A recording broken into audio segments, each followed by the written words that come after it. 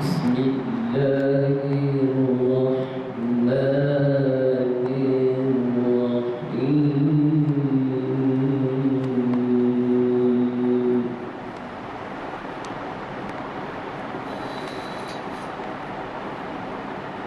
ما كان النبي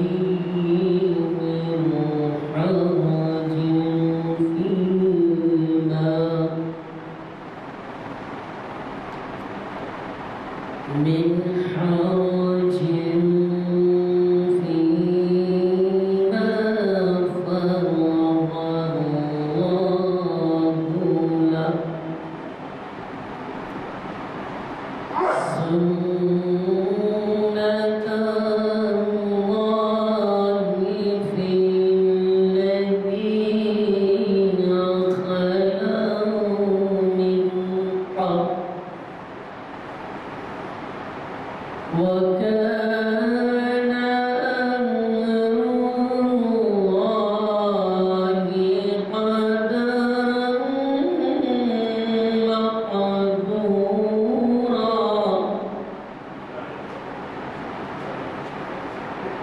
الذين يبلغون رسالات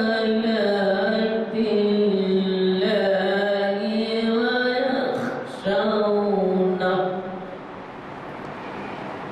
ويخشونه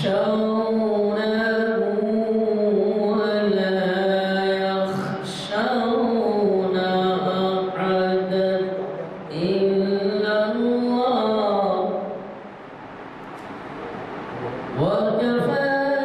بالله حسيبا.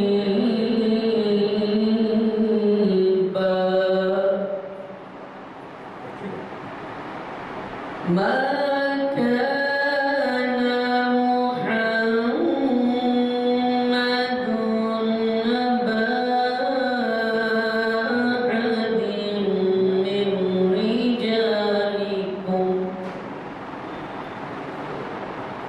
من رجالكم ولكن رسول الله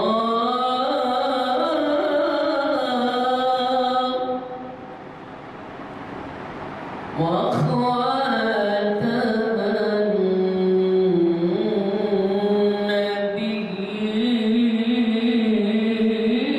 النبيين وكان الله بكل شيء عليما. صدق الله العظيم. اعوذ باللہ من الشیطان الرجیم. بسم اللہ الرحمن الرحیم. یا ایھا الذین آمنوا اجتنبوا کثیرا من الظن ان بعض الظن اثم. صدق اللہ العظیم. برادران کرام، یہ سورہ الحجرات کی 12ویں آیت کا ابتدائی حصہ ہے. اس کے اندر اللہ تعالیٰ ہمیشہ کی طرح مومنوں کو، خاص طور پر مسلمانوں کو مخاطب ہو کر خاص پیغام دیتے ہیں، جس کا مفہوم یہ ہے: یا ایھا الذین آمنوا، اے لوگوں جو ایمان لائے ہو، یاد رکھو، اجتنبوا کثیرا من الظن، تم اجتناب کرو زیادتی سے بدگمانی کا، یعنی بدگمانی سے بچتے رہو، بدگمانی نہ کیا کرو، کیونکہ اللہ تعالیٰ اس کی وضاحت فرماتے ہیں کہ اس سے کیا نقصان ہے. ان الظن بعض اسم، ان بعض الظن اسم، بہت ساری بدگمانیاں گناہ میں شامل ہوتی ہیں، گناہ ہوتی ہیں۔ تب ذرا یہ بدگمانی کی تفسیر دیکھیے۔ بدگمانی کس سے کہتے ہیں؟ کوئی انسان اچھا کام کرتا ہے، بڑا آدمی ہوتا ہے، صالح اور متقی اور پرہیزگار ہوتا ہے، لیکن لوگوں کو اس کے تعلق سے شک و شبہات ہونے لگتے ہیں، کیونکہ وہ ان کے اپنے معیار پر نہیں اترتا، یا جو ہے ان کے حرکات اور سکنات کے اوپر ان کی جو ہے نظر جو ہوتی ہے وہ کوئی مصلحانہ نہیں ہوتی، وہ کوئی خاص انداز کی نہیں ہوتی، لہذا ہر آدمی دوسرے کے تعلق سے بدگماں ہوتا ہے۔ ارے وہ ایسا ہوا تو اچھا تھا، ویسا ہوا تو اچھا تھا، ایسا کیا تو اچھا تھا۔ تو یہ اپنی اپنی صلاحیتوں سے لوگ اندازہ لگاتے ہیں کہ یہ بڑے آدمی، تقوی والے، مصلح، اصلاح کرنے والے،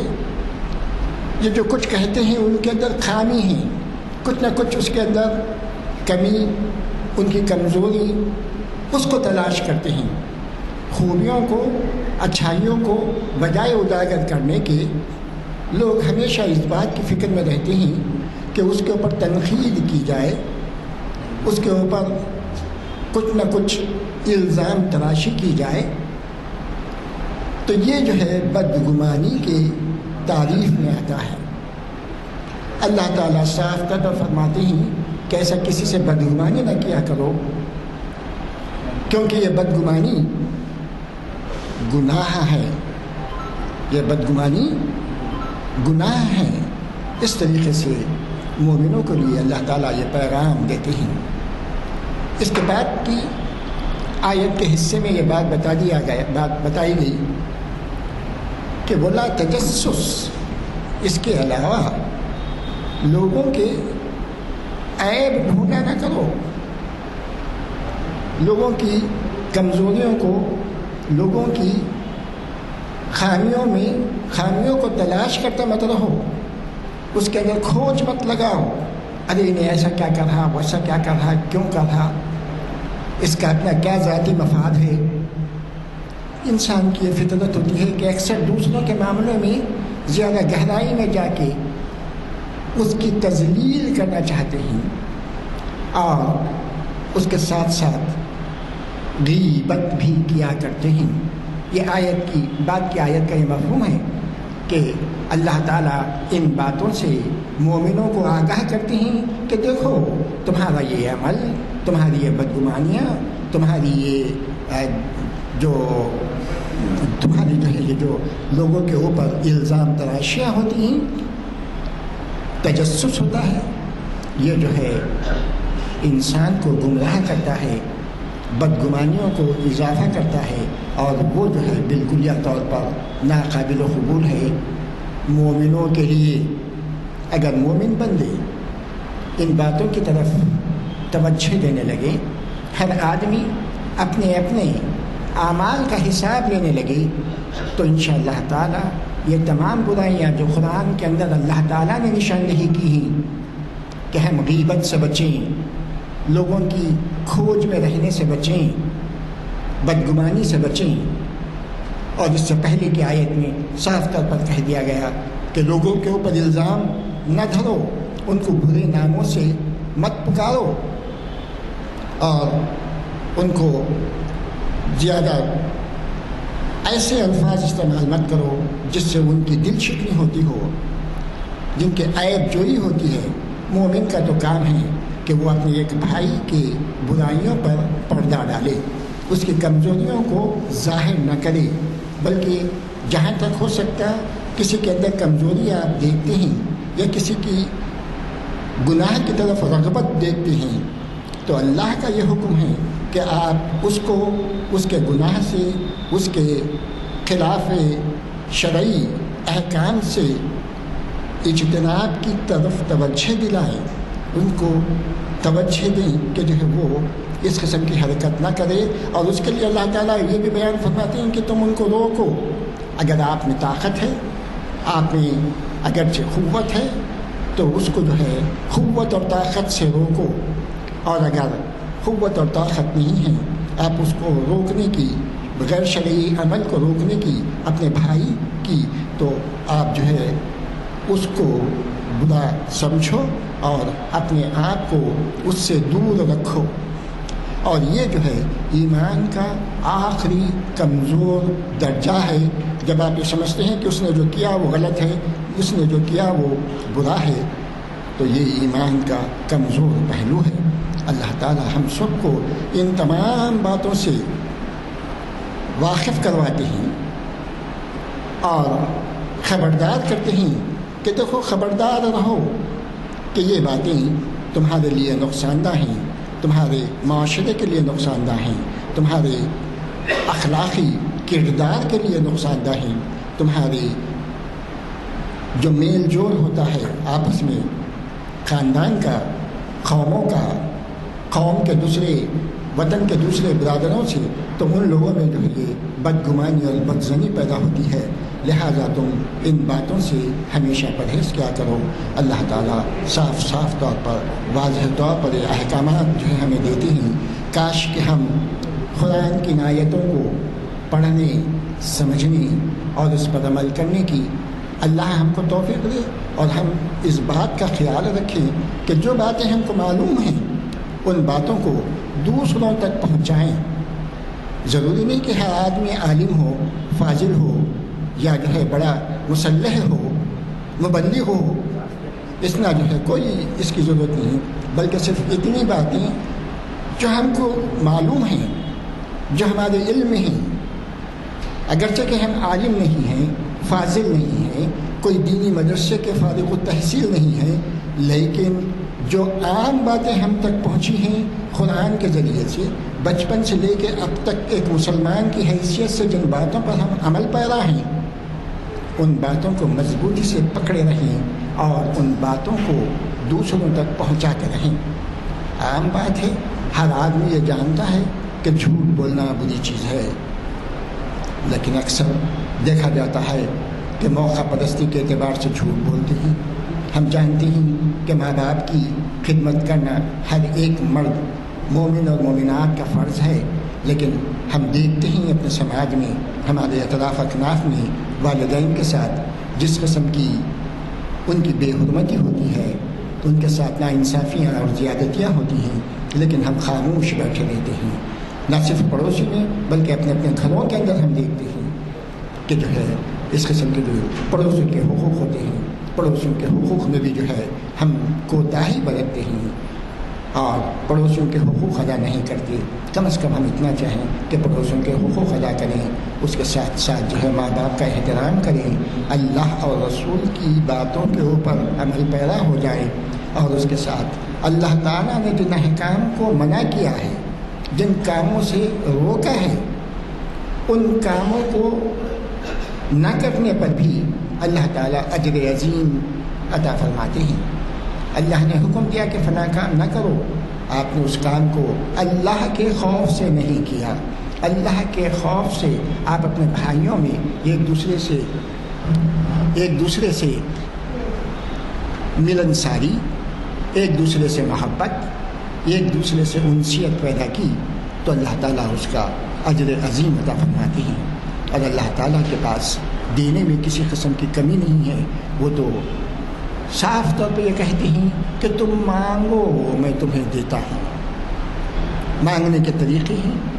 मांगने के जो है उसूल हैं, कब मांगा जाए, कैसे मांगा जाए, किस तरीक़े से मांगा जाए, अल्लाह ताला हर एक के दिलों को जानती हैं। आप बग़ैर बोले के भी अल्लाह ताला आपको इनायत कर सकते हैं, लेकिन अल्लाह ताला खुश होते हैं जब बंदा तौबा करता है और उसकी तरफ राग़िब होता है और उसको अपने गुनाहों का एतराफ़ करते हुए जब वो अल्लाह से मग़फ़िरत चाहता है, अल्लाह से गुनाहों की माफ़ी चाहता है, तो अल्लाह ताला उन बंदों से खुश होते हैं और अल्लाह ताला उसकी हाजत को, उसकी ज़रूरत को, उसकी जो है मतालिब को कबूल करते हैं और अल्लाह ताला उसको जो है جو کچھ بھی وہ مانگتا ہے عنایت فرماتے ہیں. اور اللہ تعالیٰ کی عنایت فرمانے کے بھی عجیب انداز ہیں. جب آپ دعا مانگتے ہیں، جب اللہ کا وعدہ ہے کہ وہ پورا کرنے والے ہیں، اور جب آپ دعا مانگتے ہیں اور آپ دیکھتے ہیں کہ جو دعا آپ نے مانگی ہے اس کا کوئی اثر نہیں ہوا، اس کا کوئی رزلٹ نہیں ملا. کسی نے خاص طور پہ دعا مانگی کسی خاص بات کے لیے کہ اے اللہ تو مجھے کامیاب کر دے، مجھے مقدمے میں جو ہے کامیابی نصیب عطا فرمائے، میرا فلاں مسئلے کا حل میری مرضی کے مطابق ہو جائے.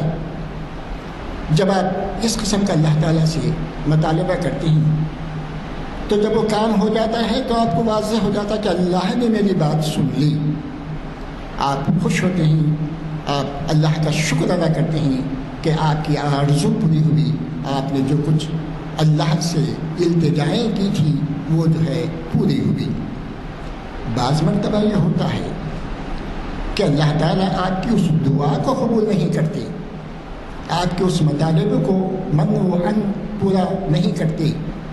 بلکہ اس کے مقابل میں اللہ تعالیٰ آپ کی کوئی تکلیف، آپ کی کوئی نقصان رسانی، آپ کی کوئی بلا کو آپ کے اوپر سے ڈال دیتے ہیں. آپ کو اس بات کا احساس نہیں ہوتا، اس کام میں رکاوٹ پیدا کر دیتے ہیں. تو اللہ تعالیٰ جو ہے آپ کو اس دعا کے اثر میں آپ کی بلاؤں کو دور کرتے ہیں، آپ کو نقصان سے بچاتے ہیں، آپ کو صحت یابی عطا کرتے ہیں، آپ کو صحیح راہ کی طرف ہدایت فرماتے ہیں.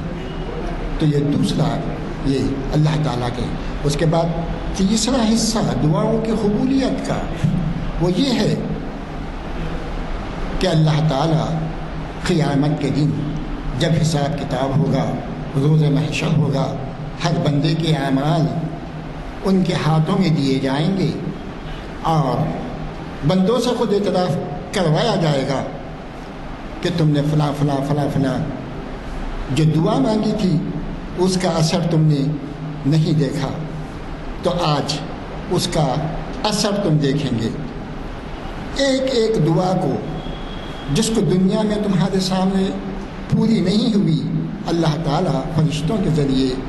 بیان کرتے ہوئے بولیں گے کہ فلاں وقت تم نے فلاں دعا مانگی تھی، اس کا اثر تم کو دنیا میں تو نہیں بتایا گیا، دنیا میں تو دکھائی نہیں دیا گیا، لیکن آج اس کا بدلہ اتنی تمہاری نیکیوں، اتنے تمہارے درجات کی بلندی میں دیا جاتا ہے کہ اللہ تعالیٰ جب وہ بندے کے جو ہے جب بدلے میں اس کے اجر و ثواب کو دیتے ہیں، دکھاتے ہیں، تو بندہ اش کرتے رہ جاتا ہے اور یہ حسرت کرتا ہے کہ کاش کہ میری کوئی دعا دنیا میں قبول نہ ہوئی ہوتی. دنیا میں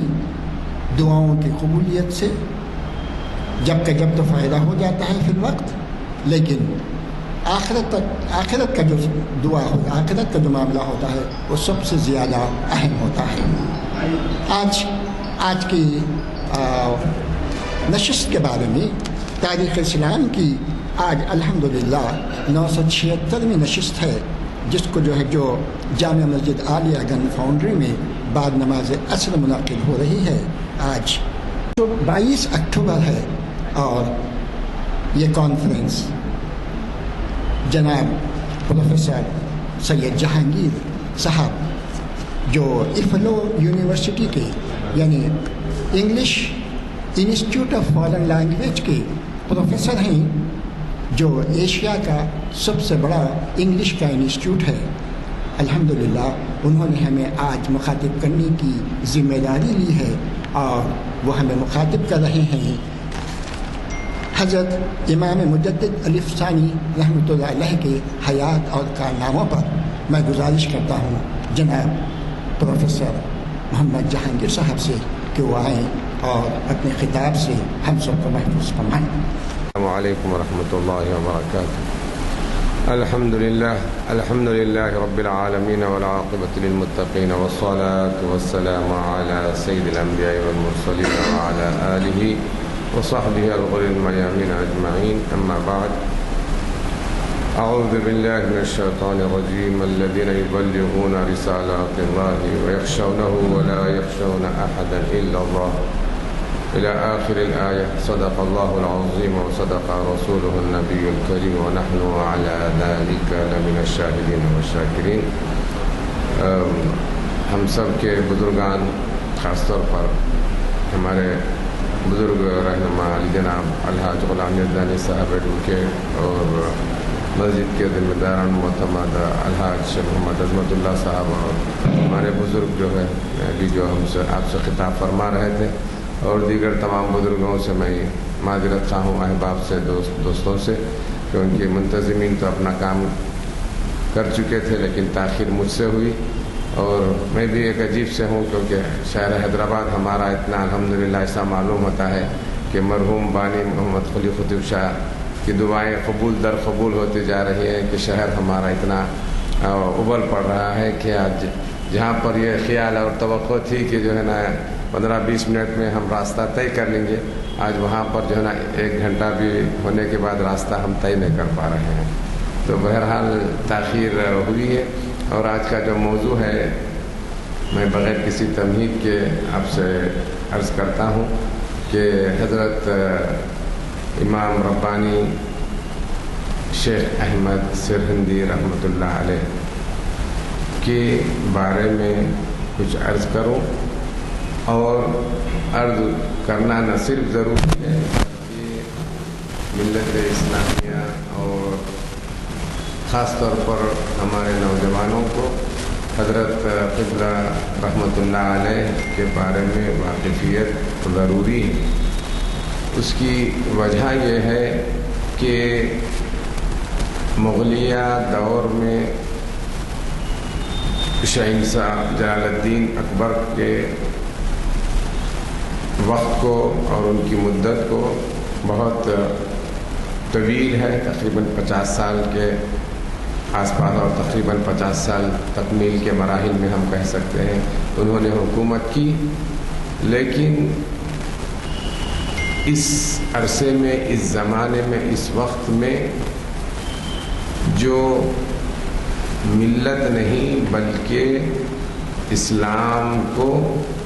ختم کرنے کی جو منظم اور غیر معمولی سازشیں جو رچی گئیں، ان کے بارے میں ہم مسلمانوں کو واقف ہونا اور واقفیت حاصل کرنا بہت ضروری ہے، تاکہ ملت کے، امت کے، مسلمانوں کو نہ صرف یہ معلوم ہو بلکہ جس ملک میں ہم اور آپ رہے اور بس رہے ہیں، وہاں پر کبھی بھی کسی بھی وقت کتنے ہی سخت ترین حالات مسلمانوں اور اسلام پر آئیں، ان حالات میں مسلمانوں کو ذرہ برابر بھی پریشان یا تشویش میں مبتلا نہیں ہونا چاہیے، بلکہ پہلے سے زیادہ اسلام کی دفاع اور اپنے ایمان کی حفاظت کے لیے کمر بستہ ہو جانا چاہیے. حضرت مجدد الف ثانی رحمۃ اللہ علیہ کا بھی اس ملک کے مسلمانوں کے جانب سے جو آپ نے دفاع فرمایا، اور اس وقت کے حالات کے بارے میں واقفیت حاصل کرنا زیادہ ابتدائی تمہیدی طور پر ضروری ہے. میں وہی آپ کے سامنے کچھ عرض کرتا ہوں، اور یہ کیسے ہوا اس کو بھی ہم کو جاننے کی ضرورت ہے. اکبر کا دور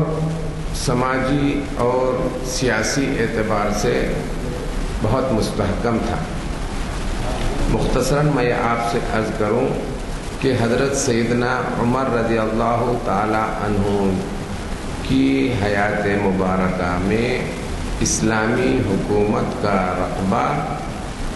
2,22 لاکھ کچھ ہزار تک جو نہ پہنچ جائے. اور اکبر کے زمانے میں اکبر کی سلطنت کا رقبہ تقریباً 32 لاکھ سے زیادہ ہو گیا، جس میں آج کا مکمل ہندوستان، پاکستان، بنگلہ دیش، برما، سری لنکا، افغانستان، اس طرح کے تمام ممالک اکبر کے زیر نگوں ہو چلے تھے۔ تو جس سے آپ سمجھ سکتے ہیں کہ اکبر کا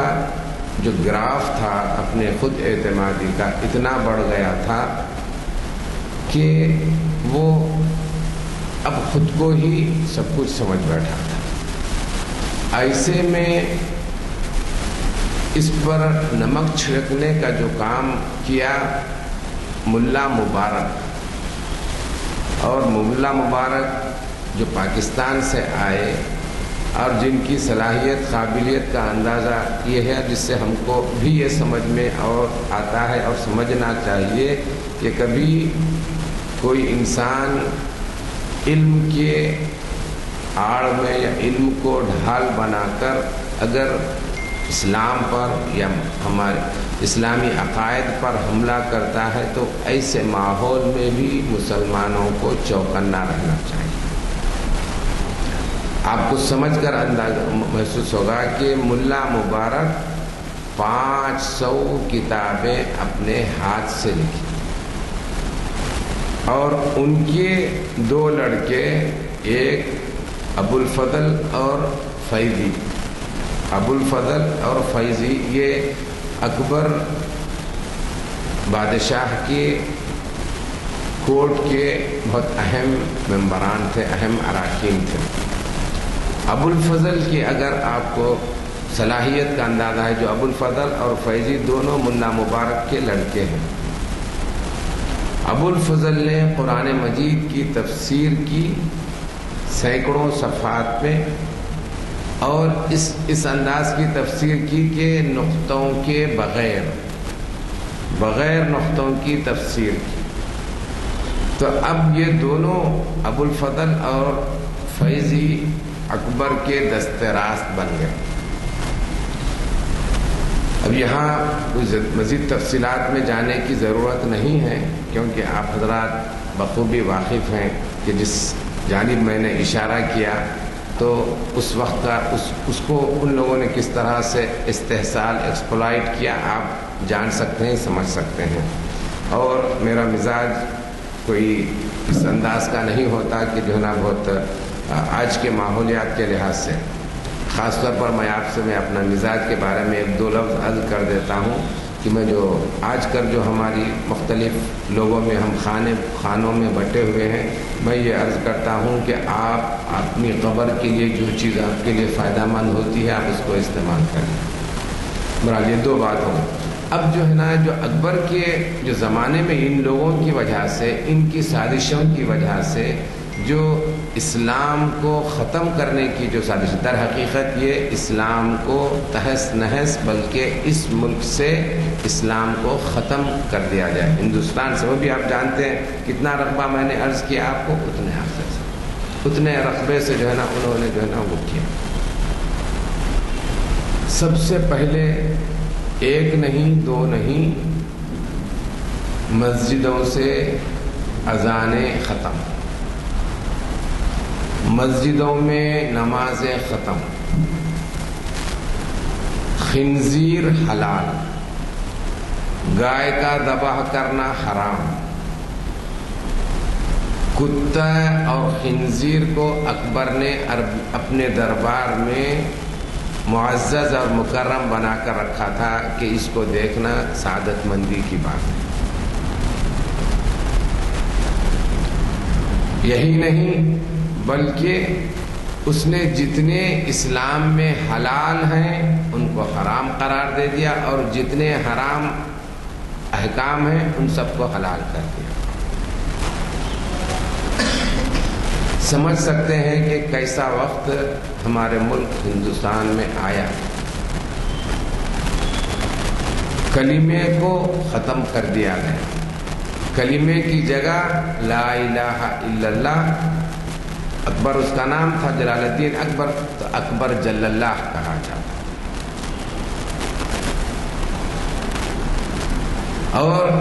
آپ کو اور حیرت ہوگی کہ لفظ آقا حضور سیدنا محمد صلی اللہ علیہ وسلم کے اسم گرامی کا نام رکھنا ایک حیثیت سے جرم قرار دے دیا گیا۔ اگر کوئی انسان اپنا نام، اپنے افراد خاندان کا نام محمد صلی اللہ علیہ وسلم رکھتا تو اس کو سزائیں دی جاتی اور اس کے نام سے اس کو خارج کر دیا جاتا۔ گویا کہ پوری وضاحتاً اور پوری علی الاعلان آقا حضور سیدنا محمد صلی اللہ علیہ وسلم لفظ محمد اور اسم گرامی احمد کے نام رکھنا ممنوع قرار دے دیا گیا، اور اس سے زیادہ حماقت جو ہونے لگی کہ یہ حکم صادر کر دیا گیا کہ تمام ادیان ایک ہی طرح کے ہیں، تمام ادیان ایک ہی طرح کے ہیں، کسی دین کو کسی دین پر کوئی فضیلت یا کوئی برتری افضلیت حاصل نہیں ہے۔ آپ اور ہم جانتے ہیں، جو حضرات آگرہ کا جو سفر کیے ہیں وہ دیکھتے ہیں کہ اکبر کے جو ہے نا وہاں پر جو اس کے نورتن کے نام سے جو وہاں پر اس کا دیوان بنا ہوا ہے تو اس میں یہی ہوا کرتا تھا، مختلف ادیان کے لوگوں کو اپنے دربان میں رکھتا اور ان میں ہر مسئلے پر گفتگو ہوتی اور جس کو جو چاہے جس انداز سے چاہے اس کو اعلان کرا دیا جاتا کہ یہ جائز ہے یا ناجائز ہے، یہ حرام ہے، یہ حلال ہے۔ تو بہرحال اسلام کا اب کوئی معنی نہیں تھا، اسلام کا اب بلکہ اکبر کے دربار میں بلکہ پورے ہندوستان میں کتنی بڑی مملکت تھی آپ جان سکتے ہیں۔ تو اس میں اسلام ختم کر دیا گیا، مسجدیں ڈھا دی گئی، اذانیں ختم ہو گئی، قرآن مجید کو نعوذ باللہ اللہ کے کلام سے انکار کر دیا گیا، اور یہاں تک کہ آقا حضور سیدنا محمد صلی اللہ علیہ وسلم کو نعوذ باللہ، ہزار بار نعوذ باللہ، دجال قرار دیا۔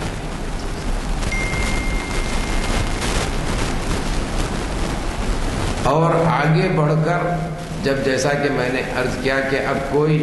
کسی دین کو کسی دین پر کوئی فضیلت نہیں ہے، اس کی وجہ سے آپس میں ایک دوسرے سے یہ کہا گیا کہ ہندو اب عمدن اجباری طور پر جبراً یہ حکم دیا گیا کہ مسلمان ہندوؤں سے شادی کریں اور ہندو مسلمان سے شادی کریں، اور نہ کرنے پر سزائیں دی جاتی ہے۔ اجباری طور پر یہ عمل کیا گیا، مطلب کمپلسریلی، اور یہ امپوز کیا گیا۔ اس کے علاوہ اور جتنی بھی اور خرابیاں اور برائیاں ہو سکتی تھیں وہ سب کچھ کر گزر گیا، اور بادشاہ کو سجدہ کرنا لازمی قرار دیا۔ ایسے ماحول میں حضرت امام ربانی شیخ سید احمد سرہندی رحمۃ اللہ علیہ،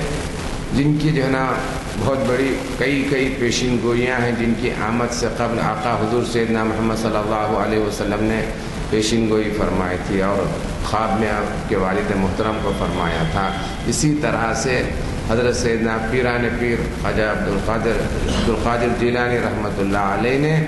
آپ کے والد محترم کو آپ کو جو ہے نا بشارت دی تھی، اور یہاں تک فرما دیا تھا کہ آپ کو یہ مکاشفہ ہوا تھا حضرت سیدنا عبدالقادر جیلانی رحمۃ اللہ علیہ کو، کیونکہ جبکہ دونوں کے درمیان 500 سال کا فاصلہ ہے، تو آپ کو یہ ہوا کہ اب سے 500 سال بعد میرے بعد سید احمد نامی ایک شخص اس دنیا میں آئیں گے جو اس دنیا میں خاص طور پر ہندوستان میں اسلام کا دفاع کریں گے اور اسلام کی حفاظت کریں گے۔ تو اس طرح سے بہت سارے باتیں ہیں، اب جو یہاں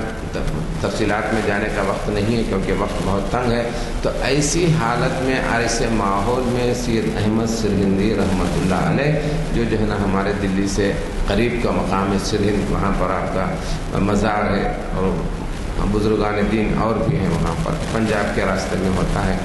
تو وہاں پہ آپ کی پیدائش ہوئی 971 ہجری میں،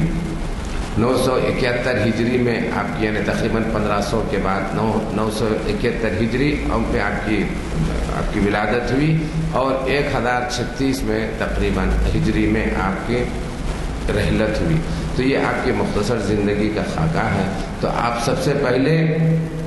یہ اکبر کے خلاف میں آپ نے جو ہے نا ہلکا سا، جب آپ کے ابھی حالات ابھی بچپن کے تھے تو آپ کو ابھی اتنا وہ نہیں تھا۔ اکبر کے بعد اس کا لڑکا جہانگیر جو ہے نا تخت پر آیا۔ جہانگیر تخت پر آنے پر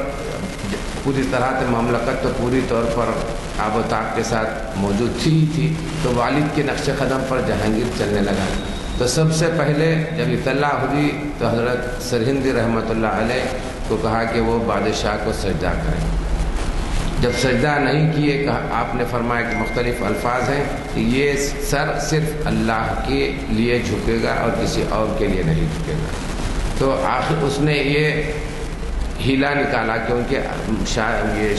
جہانگیر کے جو 2-3 جو وزیر تھے ان میں کا ایک وزیر جو ہے نا آپ کے شاگرد بھی تھا اور آپ کے مرید اور خلیفہ بھی تھے۔ یہی نہیں بلکہ حضرت سرہندی رحمۃ اللہ علیہ کے 3 مریدین اور خلفاء جو ان میں کے پنجاب، بنگال اور لاہور کے یہ سپہ سالار بھی تھی، وہاں کے علاقوں کے یہ گورنرز تھے۔ تو یہ بھی حضرت قبلہ کے تھے۔ تو پہلے تو حکم یہ دیا گیا کہ حضرت کا جو ہے نا حضرت کو شہید کر دیا جائے، لیکن حضرت کے رسوخات کی وجہ سے وہ ہمت نہیں کر سکا۔ تو یہ کیا کہ اب جو ہے نا کم از کم وہ اپنے دیوان کے سامنے چھوٹا دروازہ لگایا کہ جس میں انسان صرف جھک کر ہی جا سکتا ہے، کہ کم از کم وہاں سے جھک کر آ جائیں تو یہ سمجھا جائے کہ حضرت نے بادشاہ کو سجدہ کیا۔ تو لیکن حضرت نے اپنے بصیرت سے اور اپنے ایمانی اس کی ذکاوت سے آپ نے یہ کیا کہ آپ اس دروازے میں پہلے سر داخل کرنے کے، آپ اپنے پیر داخل کیے، پھر اس کے بعد سر سے داخل ہوئے، تو اس سے جو ہے نا بادشاہ بڑا چراغ پا ہوا۔ لیکن جو شہید کرنے کی جو سازش رچی تھی وہ کامیاب نہیں ہوئی، کیونکہ حضرت کے جو تعلقات اور جو رسوخ تھے اس کی وجہ سے وہ کامیاب نہیں ہو سکا۔ لیکن حکم دیا گیا کہ حضرت کو گوالیار کے قلعے میں بند کر دیا گیا۔ اب وہاں پر جب بند کیا گیا تو حضرت نے وہاں اپنی دعوت و تبلیغ کا کام شروع کیا۔ ایک لوگ جو ہے نا وہاں پر جو ہندو بھائی تھے اور دیگر لوگ تھے جو ہے نا اسلام کے حلقہ بگوش ہو گئے اور اسلام کے حلقے میں داخل ہو گئے، اور حضرت کے ساتھ جو حضرت کے مریدین بھی اس میں ان کو جو ہے نا قید کیا گیا۔ یہاں پر ایک بات میں عرض کرتا ہوں جو عموماً جو آج کے ماحولیات میں بہت ضروری ہے اور سمجھنے کی ضرورت ہے ہم مسلمانوں کو، عموماً کیونکہ ہم لوگ نفسیاتی طور پر تھوڑا سا خلفشار کا شکار ہو جاتے ہیں۔ جب حضرت قبلہ کے جب آپ جیل خانے میں تھے تو اس وقت حضرت قبلہ کے ایک مرید جو ہے نا کچھ تلاوت فرمائی اور اس کے فوراً بعد جو ہے نا وہ جیل خانے کے دیوار کے اوپر چھلانگ لگا کر بیٹھ گئے۔ تو حضرت قبلہ کو یہ مناسب نہیں معلوم ہوا اور یہ فرمایا کہ یہ وقت کرامات دکھانے کا نہیں ہے بلکہ استقامت کے اظہار کا ہے۔ استقامت جس کو کہا جاتا ہے، استقامت کا مطلب ہوتا ہے کہ دین پر مضبوطی سے قائم رہنا۔ میں یہاں پر ایک آیت شریفہ آپ سے عرض کرتا ہوں۔ آقا حضور سیدنا محمد صلی اللہ علیہ وسلم کے بارے میں تو آپ سبھی جانتے ہیں، لیکن آقا نے ارشاد فرمایا کہ سورہ شیبتنی ہود بولے کہ مجھے سورہ ہود نے جو ہے نا مجھے میرے سر میں سفیدی لا دیا۔ میں بوڑھا ہوا کہ میں ترجمہ نہیں کرتا، لیکن سورہ ہود نے مجھے میرے سروں میں میرے داڑھی میں جو ہے نا سفیدی لا دیا۔ تو وہ کیا تھی؟ صحابہ کرام نے دریافت فرمایا وہ کیا ہے؟ تو فرمایا کہ جب آیت شریفہ نازل ہوئی فاستقم کما امرت،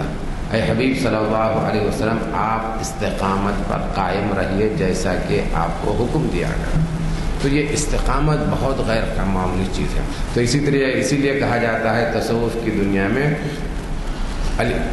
الاستقامت فوق الکرامہ، کہ کرامت سے اونچی چیز استقامت کی ہے۔ کرامت سے اونچی چیز استقامت کی ہے۔ استقامت کا مطلب یہ ہے کہ اللہ رب العزت کے احکام اور آقا حضور صلی اللہ علیہ وسلم کے نمونے زندگی پر پوری طرح پر اپنے آپ کو قائم رکھے اور اس پر کاربند رہے، اس کو کہتے ہیں استقامت۔ تو حضرت نے فرمایا کہ ایسا ہی کیجیے۔ تو لیکن یہ بہت اس میں تفصیل ہے۔ تو جب معلوم ہوا، جیسا کہ ابھی عرض کیا کہ حضرت کے جو ہے نا مریدین جو یہ پنجاب اور جو ہے نا بنگال اور پنجاب بنگال لاہور کے ہیں، ان کو معلوم ہوا تو انہوں نے جہانگیر کے خلاف بغاوت کا اعلان کیا، بلکہ انہوں نے جہانگیر کے خلاف جنگ کی اور اس کو ہزیمت دے کر، یعنی اس کو ہرا کر